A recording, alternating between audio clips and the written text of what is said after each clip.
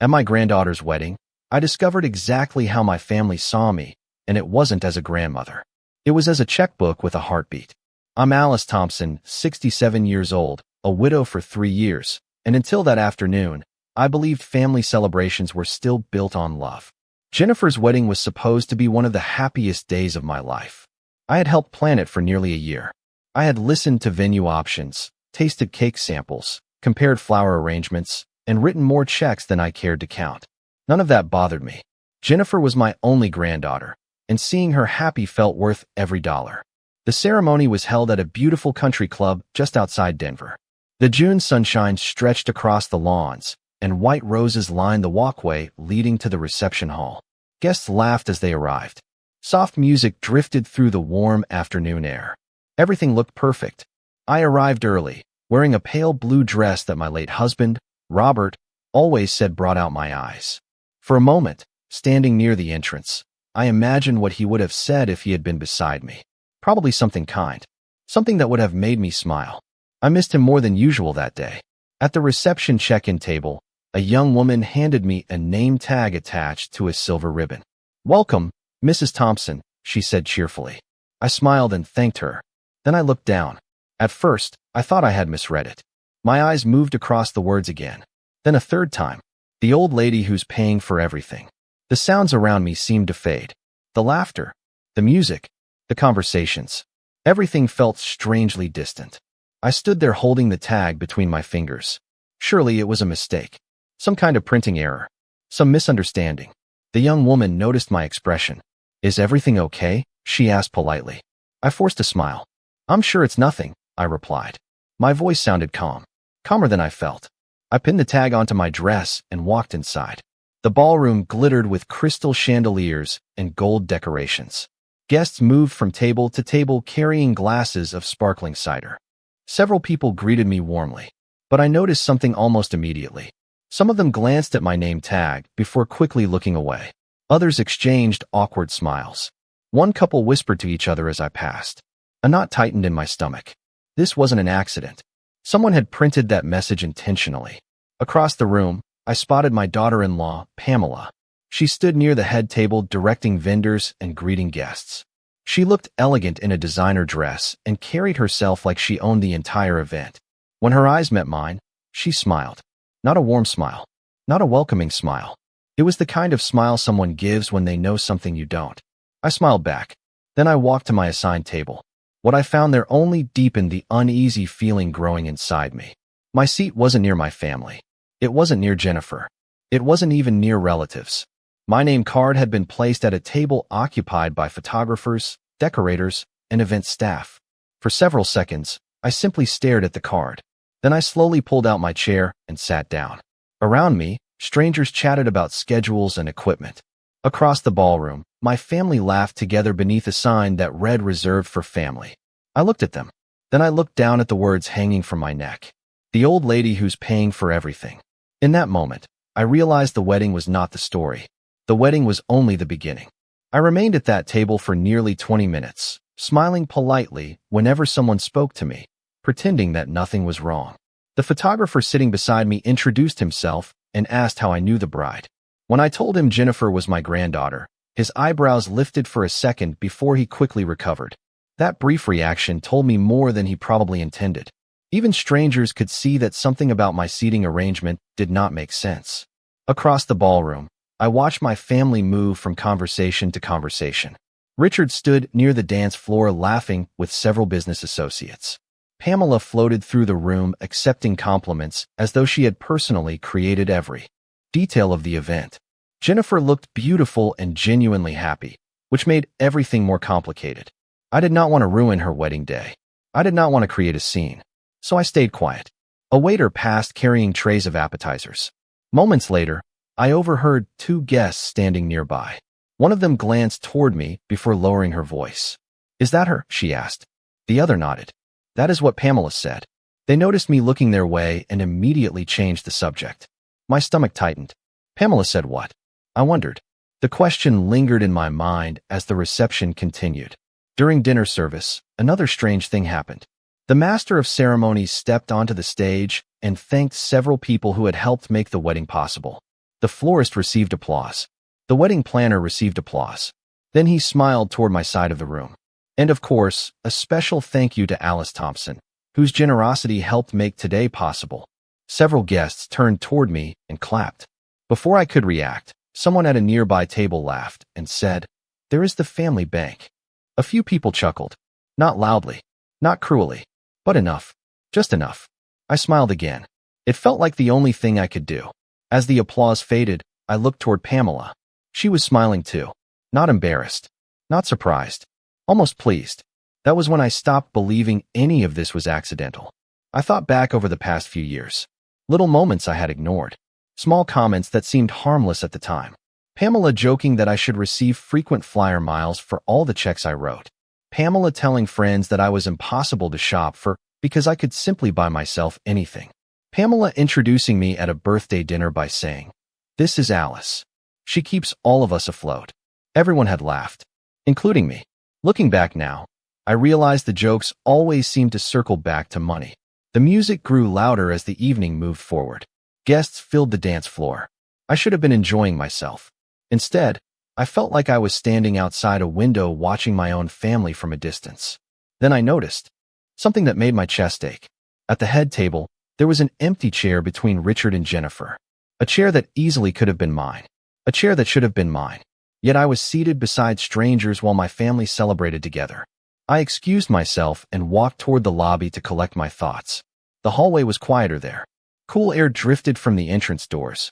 For the first time all evening, I allowed myself to stop smiling. I looked down at the name tag still attached to my dress. The old lady who was paying for everything. The words seemed heavier now than they had earlier. Not because they were insulting, because they revealed something. They exposed a truth I had spent years refusing to see. And as I stood there staring at those words, I heard a familiar voice behind me. "Alice," the man said gently. "I was hoping I would find you alone." I turned around and immediately recognized Martin Reynolds, my late husband's attorney. The expression on his face told me he already knew far more than I did. Martin Reynolds had aged since the last time I saw him, but his posture was still straight and his eyes were still sharp. He had been my husband Robert's attorney for more than 20 years. More importantly, he had been one of Robert's closest friends. The moment I saw his expression, I knew this was not a social visit. "Martin," I said softly, "I did not know you would be here." He glanced toward the ballroom, where music and laughter spilled through the open doors. "Neither did I," he replied. "At least not until I received a phone call from someone concerned about what was happening tonight." My fingers instinctively touched the name tag hanging from my dress. Martin followed the movement. His jaw tightened. For several seconds, neither of us spoke. He did not need to ask questions. The evidence was hanging around my neck for everyone to see. "Alice," he finally said, lowering his voice, "did you approve that?" I almost laughed. Not because it was funny, because the answer seemed so obvious. "Do I look like someone who would approve it?" I asked. Martin shook his head slowly. "No, you do not." We stood together in silence for a moment. Through the ballroom doors I could see Pamela speaking with guests. She looked perfectly comfortable, perfectly confident. The kind of confidence that comes from believing there will be no consequences. Martin followed my gaze. "How long has this been going on?" he asked. I knew exactly what he meant. Not the wedding. Everything. The comments. The small humiliations. The growing distance. The way I always seemed welcome when a bill needed to be paid, but invisible the rest of the time. "Longer than I wanted to admit," I said. Martin nodded as if that confirmed something he had already suspected. Then he reached inside his jacket and removed a small cream-colored envelope. My heart skipped. I recognized Robert's handwriting immediately. Even after 3 years, I would have recognized it anywhere. "What is this?" I whispered. Martin looked toward the ballroom again before answering. "Something Robert asked me to hold unless certain circumstances arose." Suddenly the hallway felt colder. I stared at the envelope in his hand. My husband's name sat in the upper corner written in blue ink. Seeing it made my chest ache. "Why would Robert do that?" I asked. Martin exhaled slowly. "Because he worried about you." The words hit harder than I expected. Robert had always worried about me. Not because he thought I was weak. Because he knew I trusted people too easily. Especially family. Martin continued. Toward the end of his life, Robert noticed things. Comments. Behaviors. Patterns. He never wanted to believe the worst.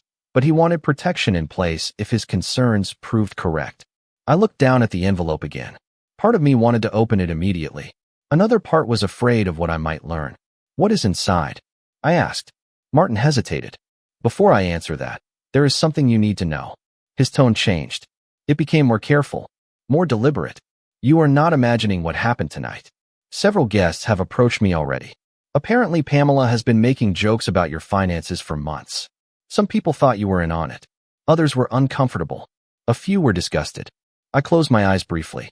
Somehow hearing it, spoken aloud, hurt more than seeing the name tag, because it confirmed what I had begun to suspect. This had not started tonight. Tonight was simply the first time I could no longer ignore it. When I opened my eyes, Martin was still holding the envelope. "Robert feared that one day certain people might mistake your kindness for weakness," he said quietly. "And if that happened, he wanted the truth to come to light." I stared at the familiar handwriting. Then I looked back toward the ballroom where my family continued celebrating beneath crystal chandeliers and golden lights. For the first time that evening, I felt something shift inside me. Not anger, not revenge, clarity, and somehow that felt far more powerful. My fingers closed around the envelope, but I did not open it. Not yet. Somehow, I felt that once I read whatever Robert had left behind, there would be no going back. The evening would change. Perhaps my entire understanding of the last few years would change with it. Martin seemed to sense my hesitation. "You do not have to read it tonight," he said gently. "But I think Robert would want you to know the truth before you make any decisions about what happens next." I nodded slowly. Through the ballroom doors, the music shifted to a slower song. Guests drifted toward the dance floor. The wedding photographer moved around the room, capturing smiles, embraces, and carefully staged moments that would one day fill photo albums. Looking at the celebration from a distance, I wondered how many of those smiles were genuine. How many people truly saw one another? How many relationships were built on love, and how many were built on convenience? "When did Robert give this to you?" I asked. Martin looked thoughtful. "About 6 months before he passed away." The answer caught me off guard. 6 months. That meant Robert had been carrying concerns long before I realized anything was wrong. "Did he tell you what worried him?" I asked quietly. Martin hesitated before answering. He noticed that every conversation seemed to revolve around what you could provide. Financial help, gifts, favors. He felt people were becoming comfortable accepting your generosity while showing less appreciation each year. I stared at the ballroom. The words stirred memories I had pushed aside. Richard calling to ask for help with a business setback. Pamela requesting support for a home renovation. Contributions toward vacations, school tuition, and family events. None of it had bothered me. Family helps family. That was how Robert and I had always lived. But now, looking back, I struggled to remember the last time someone called simply to ask how I was doing. The realization settled heavily in my chest. Martin continued speaking. Robert hoped he was wrong. He hoped he was simply being protective. But he wanted safeguards in place if his concerns turned out to be justified. I looked down at the envelope again. Robert had always been practical, thoughtful, quietly observant. He rarely confronted people directly, but he noticed everything. Suddenly, I remembered a conversation from years earlier. We had been sitting on our back porch watching the sunset. Richard and Pamela had just left after dinner. Robert had stared out across the yard for a long moment before saying, "Sometimes the people who appreciate your kindness the least are the ones who receive it the most." At the time, I thought he was speaking generally. Now I wondered if he had been trying to tell me something. A burst of laughter echoed from inside the ballroom. I glanced through the doorway and saw Pamela standing with a group of guests. She was animated, confident, completely at ease. As though tonight belonged to her. As though nothing could possibly disrupt the story she had written for herself. Martin followed my gaze. "There is something else," he said carefully. I turned back toward him. "What?" His expression grew serious. "Several people have approached me this evening because they assumed I already knew about the jokes. Apparently, this has become a pattern. Not just tonight. Over the past year." My stomach tightened. "What kind of jokes?" Martin exhaled slowly. "Comments about inheritance. Comments about future assets. Remarks suggesting that your financial support was expected rather than appreciated." For a moment, I said nothing. The hallway seemed quieter than before. Even the music felt distant. Expected rather than appreciated. The words lingered in my mind. That was the difference. Generosity given freely feels meaningful. Generosity treated as an obligation feels empty. For the first time all evening, I stopped wondering whether I was overreacting. I stopped searching for innocent explanations. The name tag, the seating arrangement, the whispered comments. They were not isolated incidents. They were pieces of a much larger picture. And standing there with Robert's envelope in my hands, I realized that the wedding was revealing something far more important than family unity. It was revealing character. And the more I looked, the harder it became to ignore what I was finally beginning to see. Martin eventually returned to the reception, leaving me alone with the envelope and my thoughts. I slipped it carefully into my purse without opening it. Whatever answers it contained could wait a few more hours. Tonight had already revealed enough. I made my way back into the ballroom and resumed my place among the guests. No one seemed to notice my absence. No one asked where I had gone. In a strange way, that hurt more than the insults. The evening continued around me like a play in which I had been assigned a minor role. During dinner, I watched family members move between tables, laughing and sharing stories. Richard passed within a few feet of me twice without stopping. Jennifer came over briefly to thank me for attending, kissed my cheek, and hurried away to greet more guests. I could not blame her. She was a bride on her wedding day. But even that brief exchange reminded me of how much had changed. There was a time when my family sought me out first. Now I seemed to exist at the edges of every gathering.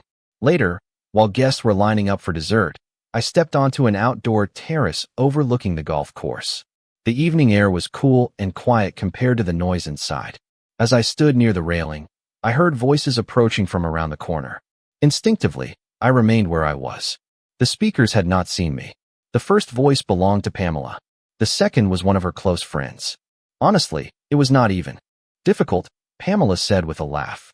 Alice always says yes. All you have to do is make her think she is helping family. Her friend laughed softly. Well, she certainly helped with this wedding. Exactly, Pamela replied. And she was happy to do it. She loves feeling needed. I felt my grip tighten slightly around the railing. Neither woman sounded angry. Neither sounded guilty. They sounded amused. Casual. As though they were discussing the weather. What happens when she stops helping? The friend asked. Pamela gave a short laugh. She will not. People like Alice never stop. They need to feel important. For several seconds, I simply stared out across the darkening fairway. The words settled over me with surprising clarity. There was no misunderstanding anymore. No missing context. No innocent explanation waiting to appear. I quietly stepped away before they rounded the corner and returned to the reception hall. Strangely, I felt calmer than before. The uncertainty was gone. In its place was something far more useful. Understanding. When people show you who they are, eventually you have to believe them. A short time later, guests gathered for speeches. Richard stood and raised his glass. He thanked Jennifer.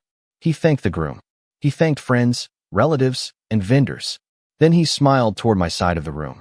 And of course, thank you to my mother for always being there when the family needs her. Applause filled the room. I smiled politely and joined in.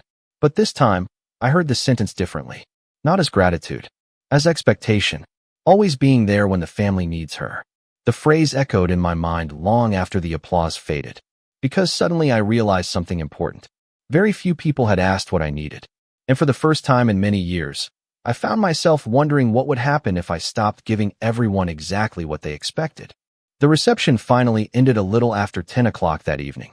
Guests collected coats, exchanged hugs, and slowly disappeared into the warm summer night. I congratulated Jennifer one last time, told her how beautiful she looked, and wished her happiness. She hugged me tightly and thanked me for everything.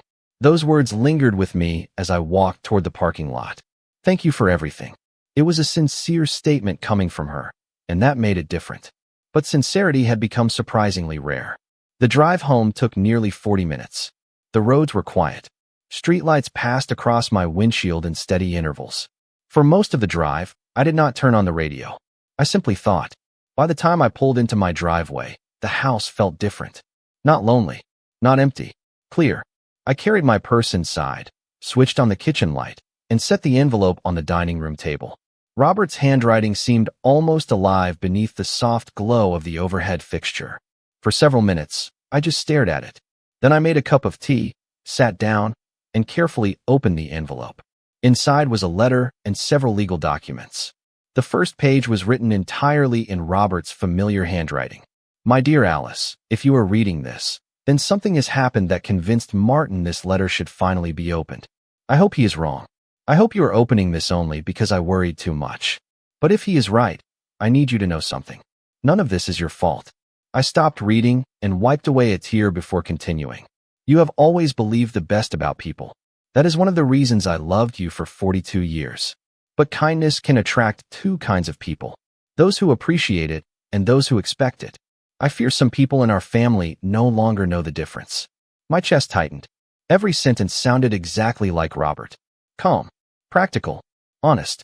The letter continued for several pages. He described concerns he had quietly observed during his final years, requests that became demands, gratitude that slowly disappeared, conversations that focused more on future inheritances than family relationships. Then I reached the final section. Attached to this letter are instructions and protections that I asked Martin to maintain. If anyone publicly humiliates you, attempts to manipulate you financially, or demonstrates a pattern of exploiting your generosity, certain provisions of my estate are to be reviewed immediately. I lowered the page and stared at the documents beneath it. My pulse quickened. The legal language was complex, but the meaning became clear surprisingly fast. Several trusts and inheritance arrangements contained behavioral clauses. Robert had not wanted family members rewarded if they treated me as an asset rather than a person. He had built safeguards directly into the estate plan. I sat back in my chair. The clock on the kitchen wall ticked softly. Outside, everything was quiet. For years, I had assumed the future was already written. That one day, everything Robert and I built would simply pass down through the family without question. Now I understood that Robert had prepared for a different possibility. He had prepared for disappointment. The next morning my phone rang before 9 o'clock. It was Richard. His voice sounded cheerful. Too cheerful. Mom, great wedding, right? He said. Pamela and I were talking last night. We should all get together next week. I listened carefully. Not once did he ask how I was feeling. Not once did he mention the name tag. Not once did he acknowledge anything unusual. That sounds nice, I replied calmly. We should definitely talk. After we ended the call, I placed the phone on the counter and looked out the kitchen window. For the first time in years, I was not thinking about what my family wanted from me. I was thinking about what they had revealed. And I was beginning to understand why Robert had left those documents behind. Over the next several days, I did something I should have done years earlier. I stopped volunteering information. I stopped offering help before anyone asked. Most importantly, I started paying attention. It was remarkable how much you notice when you stop rushing to meet everyone else's needs. On Tuesday afternoon, Pamela called. Her voice was warm, almost overly cheerful. She asked how I was doing, but the question felt rehearsed. Within 3 minutes, the conversation shifted toward finances. Jennifer and her husband were considering buying their first home. Interest rates were higher than expected. Down payments were expensive. The young couple needed support. I listened quietly. That sounds challenging, I said. Pamela paused. She seemed to be waiting for something. An offer, a solution, a check. When none came, she quickly changed the subject. The call ended a few minutes later. 2 days afterward, Richard invited me to lunch. We met at a restaurant we used to visit when he was younger. For a brief moment, sitting across from my son, I allowed myself to hope. Perhaps we could have an honest conversation. Perhaps he had noticed what happened at the wedding. Perhaps he wanted to apologize. Instead, halfway through the meal, he began discussing investment opportunities, business expansion, new office space, additional capital. The pattern was so familiar that it almost felt predictable. What do you think, Mom? He asked. I looked at him carefully. About what? He blinked. The investment. I think you have always been very confident in your business decisions, I replied. Another pause followed. Again, he seemed to be waiting for something that never came. As I drove home that afternoon, I realized neither Pamela nor Richard had mentioned the wedding incident. Not once. No apology. No explanation. No acknowledgement. It was as if they assumed I either had not noticed or did not matter enough to deserve an explanation. That evening, Martin called. We spoke for nearly an hour. He had spent several days reviewing the estate documents Robert had created. The protections were stronger than I originally realized. More importantly, there was a process. Evidence had to be reviewed. Patterns had to be documented. Decisions could not be based on one hurtful event alone. In a strange way, I appreciated that. Robert had not built his plan around revenge. He had built it around accountability. What happens now? I asked. Martin was quiet for a moment. Now we determine whether the pattern Robert feared truly exists. I thought about the wedding, the conversations, the assumptions, the years of small incidents that suddenly looked very different in hindsight. I think it does, I said softly. Then we proceed carefully, Martin replied. The following weekend provided another unexpected piece of clarity. Jennifer and her husband hosted a small family brunch before leaving for their honeymoon. I attended because I genuinely loved my granddaughter. The gathering was pleasant at first. Everyone smiled.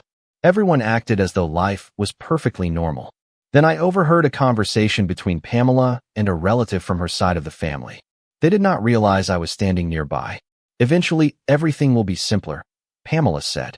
Richard will handle the assets, and we can finally organize things properly. Assets, not family, not relationships. Assets. The word struck me immediately. I walked away before hearing the rest. Later that afternoon, sitting alone on my back patio, I reflected on everything that had happened since the wedding. The pattern was no longer hidden. It was visible everywhere. In conversations, in expectations, in assumptions about the future. Robert had seen it years ago. Martin had recognized it. Now I saw it too. For the first time, I understood that the real inheritance at stake was not money. It was character. And some members of my family were revealing exactly who they were. The next 2 weeks were surprisingly quiet. No dramatic confrontations. No angry phone calls. No emotional speeches. On the surface, everything looked normal.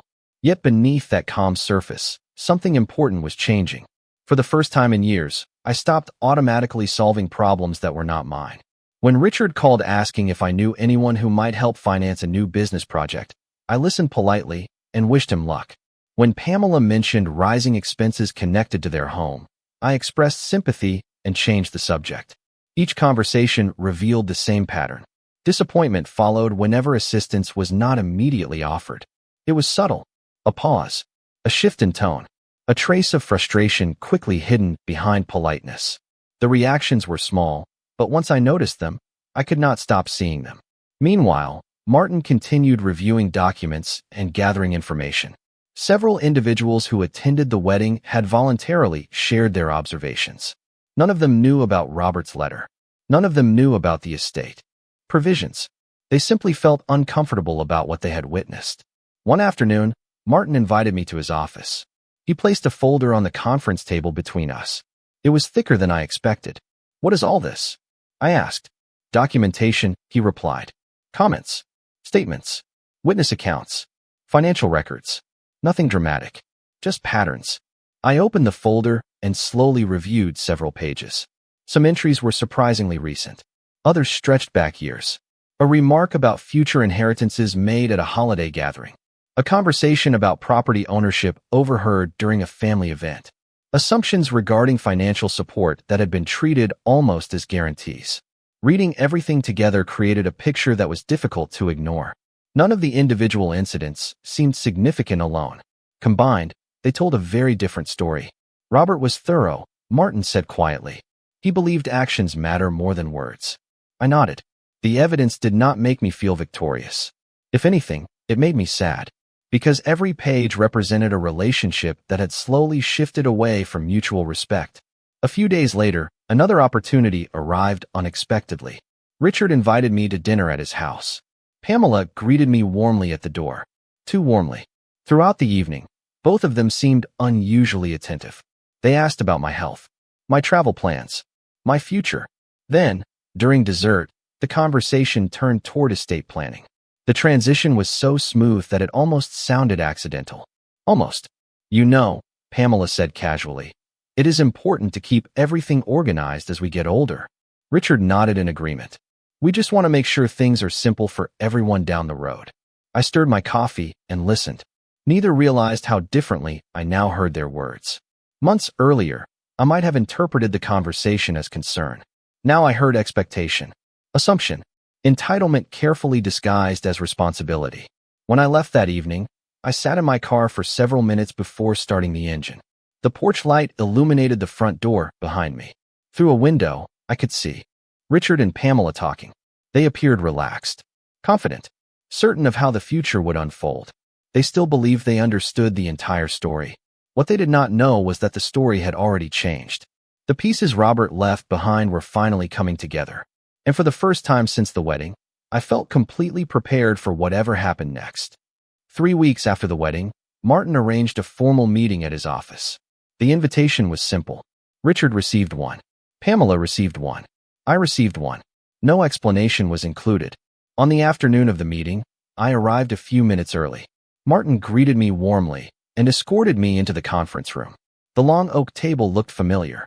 I had sat there years earlier when Robert and I reviewed estate documents together. Seeing it again brought back memories of quieter days. A few minutes later, Richard and Pamela arrived.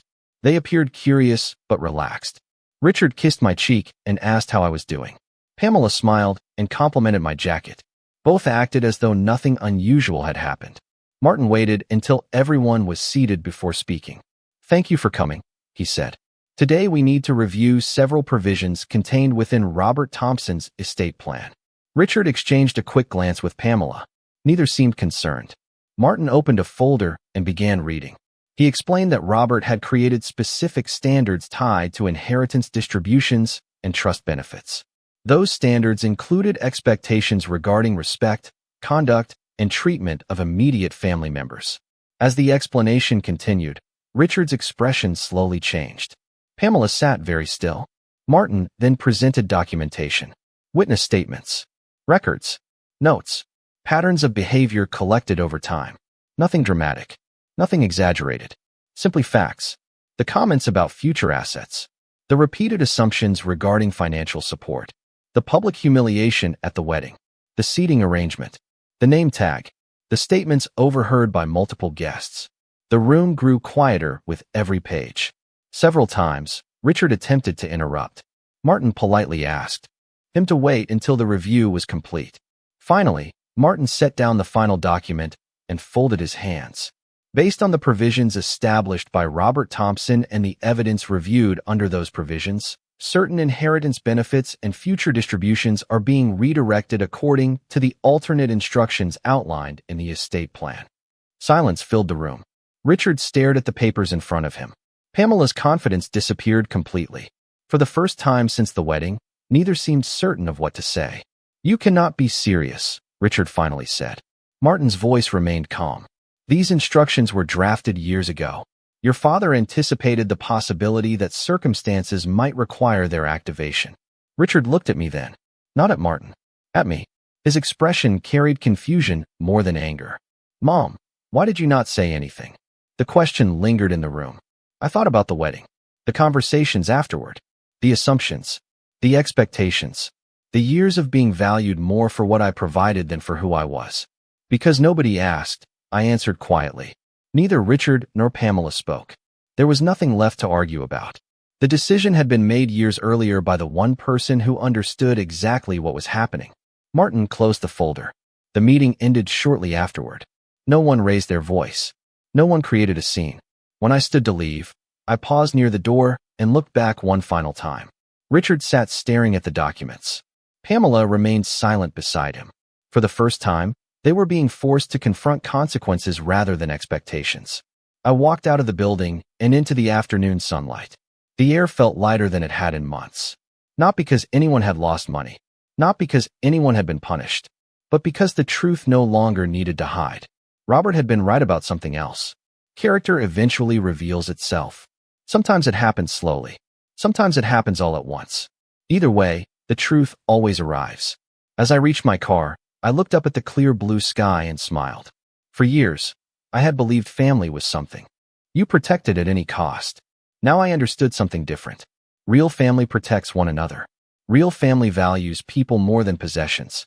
And from that day forward, I decided that anyone who wanted a place in my life would need to value me the same way. The wedding had revealed a painful truth, but it also gave me something I had not realized I was missing. Clarity. And with clarity came peace.